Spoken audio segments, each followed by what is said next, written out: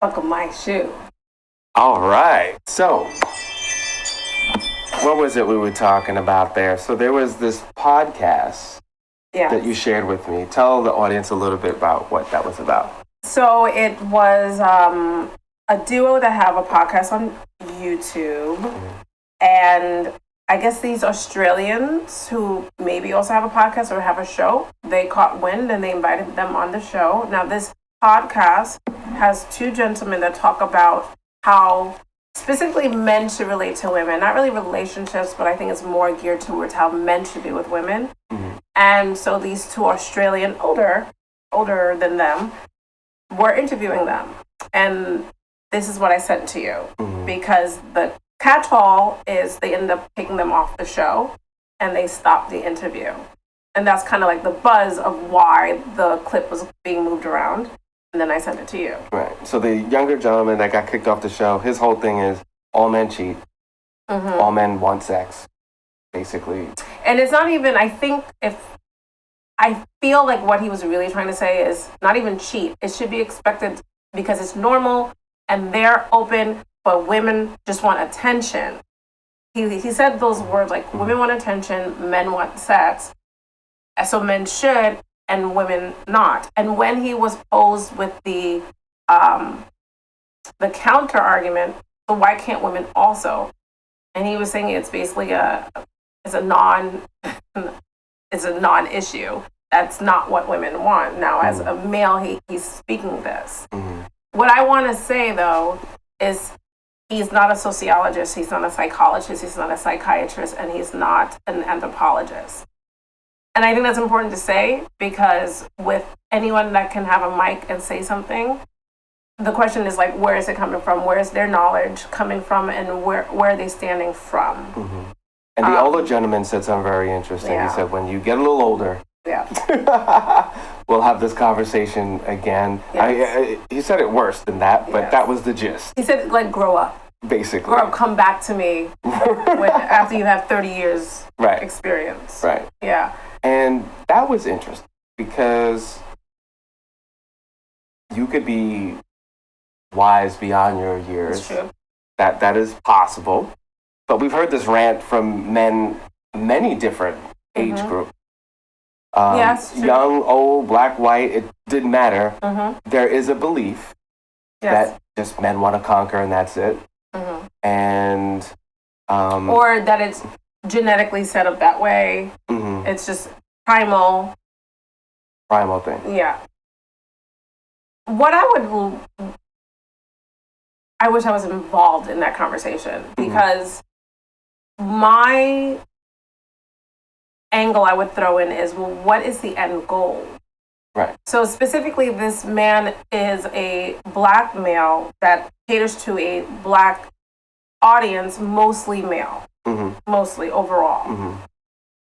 If we just go on that, and they're in America, I believe he in particular, there's two of them for their podcast is, and I don't think either were born in this country. Oh, interesting. But if they were, their parents were not. One is Nigerian or Nigerian American, and the other one's like East African, Eritrean or Ethiopian or something like that. I don't know exactly.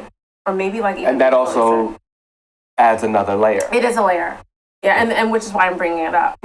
So for me, as I watch that, let's say it's just genetic and it's primal and it's something that should be expected and normal. If your audience is mostly black and mostly black males, and we understand that one of the best ways to enhance a community is through a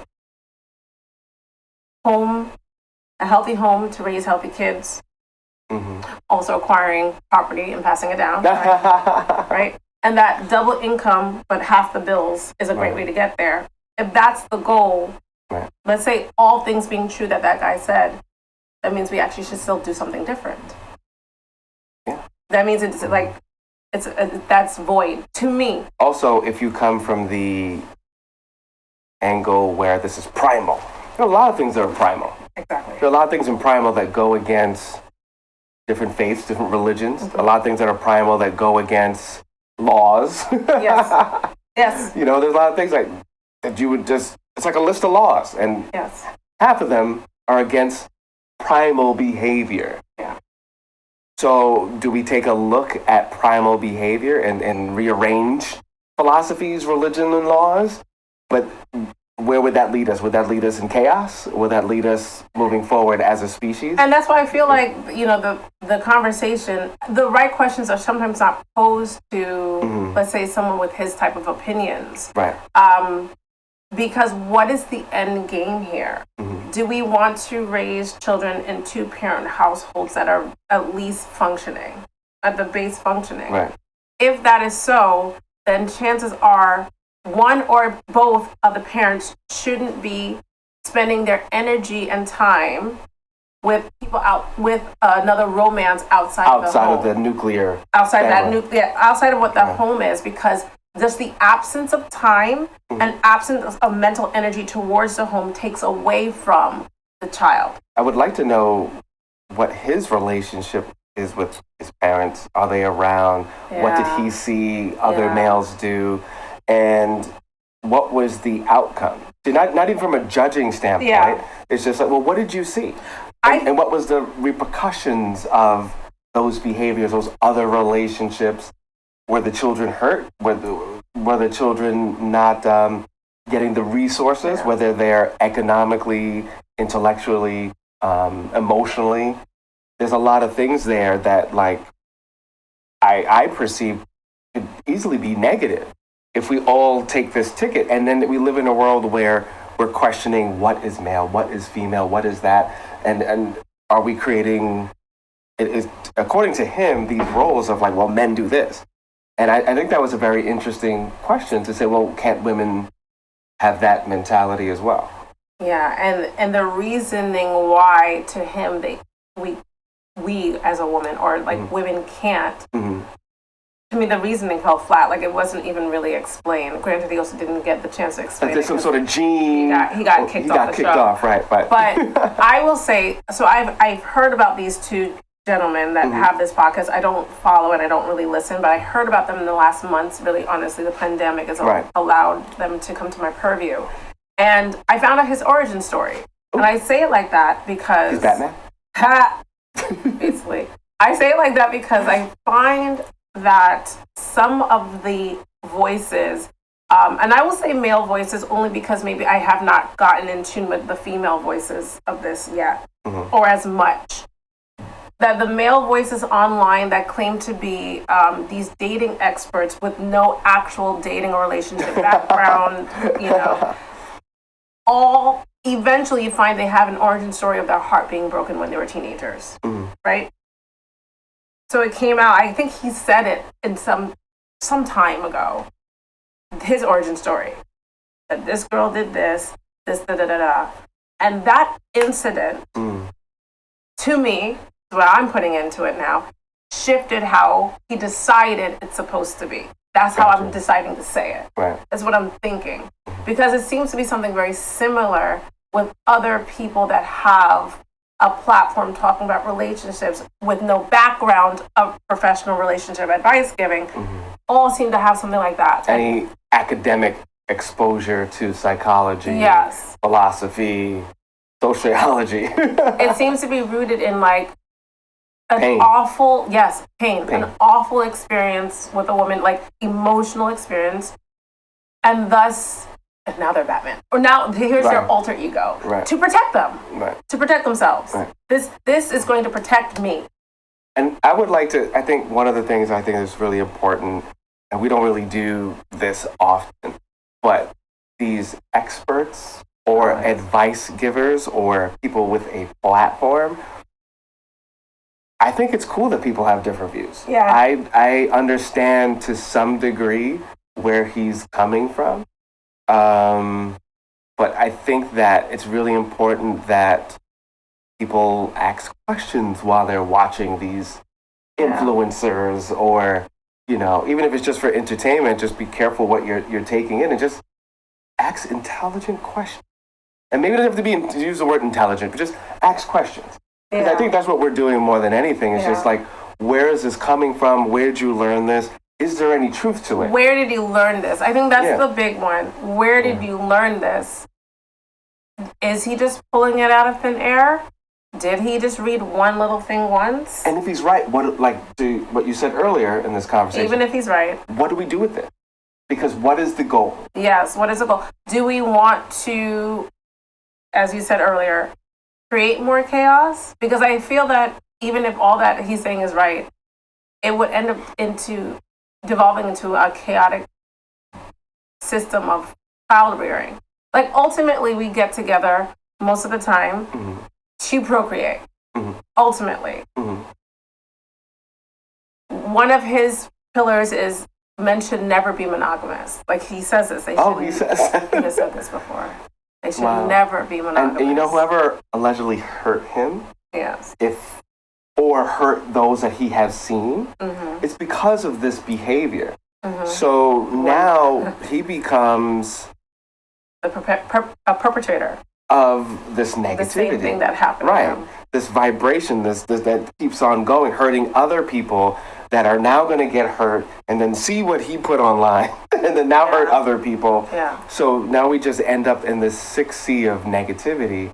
Versus going against the natural urge.